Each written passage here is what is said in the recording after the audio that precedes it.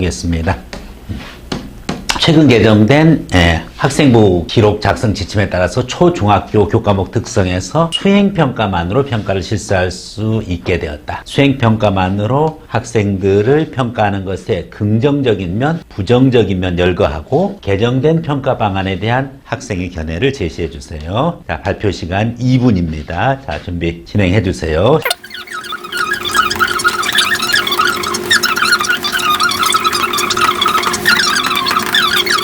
아이들을 평가하여야 합니다.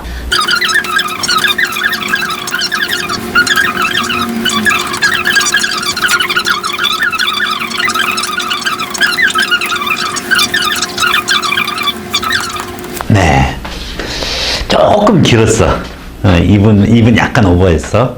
그래도 처음에 하는 거에 비해서는 월등하게 잘 해줬고, 수행평가의 긍정적인 측면과 부정적인 측면 먼저 얘기를 했던 부분인데, 요 부분 것이 약간 내용적으로 좀 동일한 내용이 특히 이제 뒤에 좀 반복되는 경우 있어. 좀 더 간결하게 해줬으면 좋았겠고, 여기에 대한 자신의 견해에다가 있잖아. 시간을 좀 더 많이 투자했으면 좀 좋겠어. 그러니까 긍정, 부정을 좀 더 요약해서 얘기하고, 그리고 나는 이러한 부정적인 측면 때문에 수행평가만을 기준으로 하는 거에 대해서 반대하는 거에 좀 더 근거를 붙여주면 좋을 것 같아. 자, 수행평가의 긍정적인 측면으로서 노력을 기준으로 평가한다.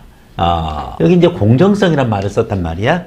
그런데 주관적 평가, 부분 것에 치우친다. 그러면 여기에 평가의 공정성, 여기 문제가 되거든. 그러니까 이제 노력 기준으로 평가해서 공정성을 확보할 수 있다라는 것보다는 이 공정성이란 말 대신에 조금 다른 용어를 좀 넣어주면 좋을 것 같아. 공정적인 평가라기보다는 노력 기준으로 평가를 해주다 보니까 학생들의 어떤 단순한 시험을 잘 보기 위한 결과만이 아니라 과정을 평가하는 거고 학생들의 정성을 평가하는 거고 그리고 교사가 수행평가는 한 번으로 끝나는 게 아니라 두 번, 세 번 반복적으로 하는 거니까 이 노력 기준의 평가를 기준으로 해서 진정한 학생의 학습 참여도, 그지? 또는 학습 의욕을 평가할 수 있다. 이렇게 쓰면 좀 더 좋았을 것 같아. 그래서 그 다음에 능력보다는 노력 중심이다 보니까 학생의 적극성인 거, 진취적인 면을 키워줄 수 있다. 요건 얘기가 잘 됐고, 요것도 잘 됐는데 노력 기준으로 평가한다는 거는 요 부분 것만 요거랑 좀 혼동이 될 수 있으니까 조금 조심했으면 좋겠고, 그 다음에 이제 부정적인 측면 강조해서 주관적 평가에 일을 쓰고 있고, 그래서 교사의 평가 기준이랑 학생이 생각하는 평가 기준이 다를 수 있다. 따라서 교사에 대한 신뢰 그리고 교육 프로그램 전반에 대한 신뢰가 떨어질 수 있다는 것은 요거는 가장 수행평가의 문제점인 부분이고, 그 다음에 결과가 중요시한 것이고 과정 중심이다. 이 말 자체는 되게 좋아 보이는데 실제 이 과정 중심이라는 것이 선생님한테 어떻게 보면 잘 보이기, 또 노트 필기 위주, 그 다음에 보고서 작성 위주다 보니까 진정으로 교사가 원하는 실력을 늘리지는 못하고 진정한 학습 목표는 오히려 떨어지게 된다라는 부분 거 얘기를 잘 해줬어. 그래서 그 다음에 이제 자기의 견해 얘기할 때 부정적인 측면을 아무래도 좀 강조하는 부분들인데, 부정적인 측면을 있는 그대로만 얘기할 것이 아니라 좀 더 여기서 부연을 해서 이야기를 해주면은 특히 부정적인 거에서 평가의 객관성, 평가의 공정성이 문제가 됩니다.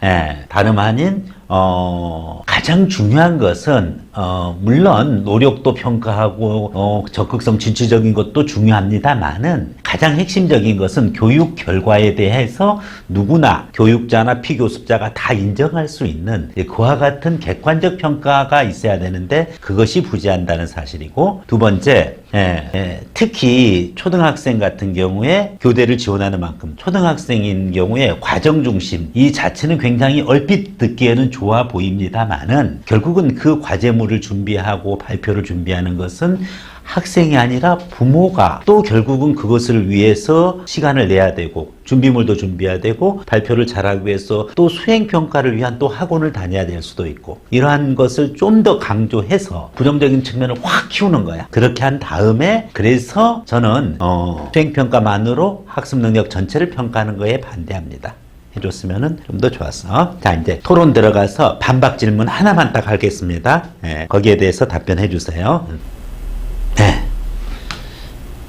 지금 1분 토론자께서는 교사의 주관적 평가를 기준으로 해가지고서 교사 신뢰도가 떨어진다라고 이야기를 했습니다. 그리고 교육 프로그램도 하락된다라고 했습니다.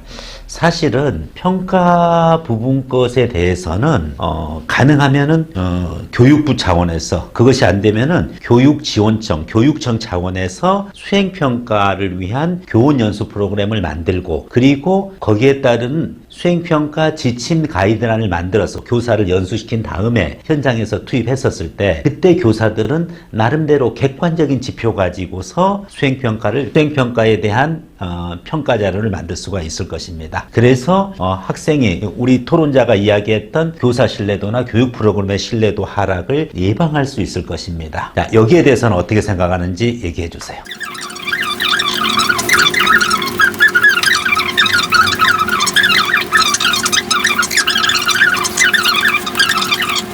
정말 잘했어.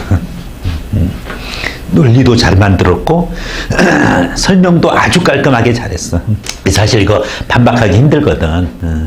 자, 주관적인 평가를 우리가 피할 수 있다라는 긍정적인 수행평가만으로 평가해야 되는 쪽의 주장이 어떤 차원이냐면은 결국은 교원 연수를 제대로 시키면 되고 객관적인 지표를 만들어 가지고서 시행을 하면은 수행평가에 있어서도 얼마든지 평가의 객관성, 평가의 공정성을 확보할 수 있을 거다라고 이야기를 했는데, 지금 기준이 문제가 아니다. 그 기준 또 연수 받아 가지고서 될 부분이 아니라는 수행평가 자체의 본질적인 문제를 이야기하는 거야.